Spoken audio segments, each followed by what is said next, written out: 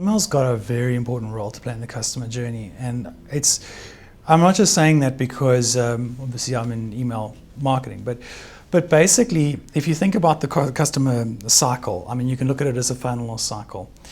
So when a customer's made aware of your product, you're generally getting above the line and through the line and direct and things like that. And that's how they get made aware of it. When they start to explore the product, they'll generally nowadays go to digital. They'll go to mobile, they'll go to desktop, and they'll start to explore that product. But there's almost like a place where brands drop them off, just pre-purchase and then just post-purchase, where customers kind of get ignored and they get left alone to make the decision for themselves. And this is usually when they've got the biggest questions in their mind. They actually need validation of their purchase, and they need to really understand the nitty-gritty of like what they're buying. So a really good example is with big ticket items. So financial services products like home loans or vehicle purchases. You're going to have some very detailed questions at that point, like you want to know about financing, or you want to know about the specifics about the product that you're buying. And at that point, what we generally see happening is people will move from channels like social media to digital to communicating directly with the business. And the best way of doing that, because people feel quite threatened about getting in front of a salesperson, the best way to do it often is to actually communicate via a digital channel like email, okay?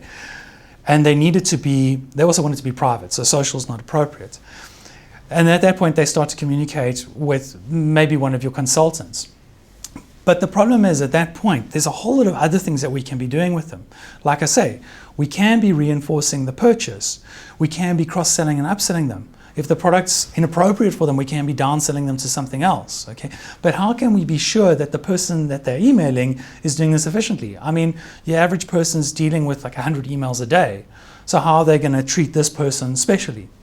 So what we've actually got is we've designed a whole bunch of products specifically around this part of the customer journey. It's the part where marketing drops you off and CRM picks you up properly. And they actually automate the process of understanding what the customer's talking about and then doing those things like reinforcing the purchase, like showing them additional marketing content, or cross-selling them or upselling them, introducing them to potentially new financial products or new vehicle options. And we actually go like one step further than that, because once they become the customer, and there's the follow-on emails and things like that, we can help with facilitating the documentation they need and all those kinds of things. So we're almost fulfilling like a light CRM role as well. And we basically also try and get them to talk about the product as well, which is a great way to generate free marketing. So where Rocket Seed is working best is in that pre and post-purchase phase of the consumer life cycle. And like I say, it's often ignored.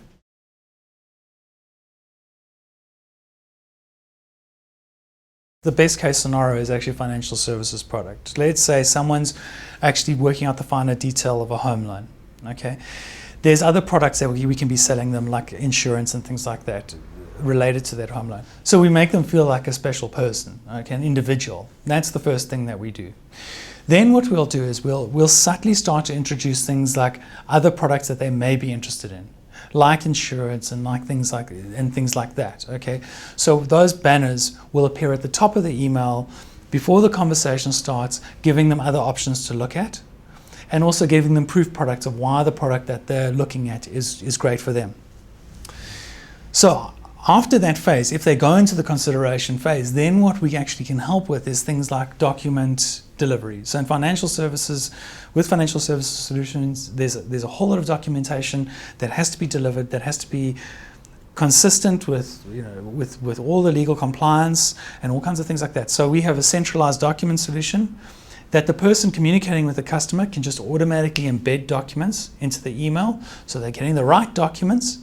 And the really cool thing is that those documents can be presented in a way that's like a postcard, where it actually tells them the step-by-step process of what they have to do and where they have to submit the document and things like that. So that whole part of the process is really well managed.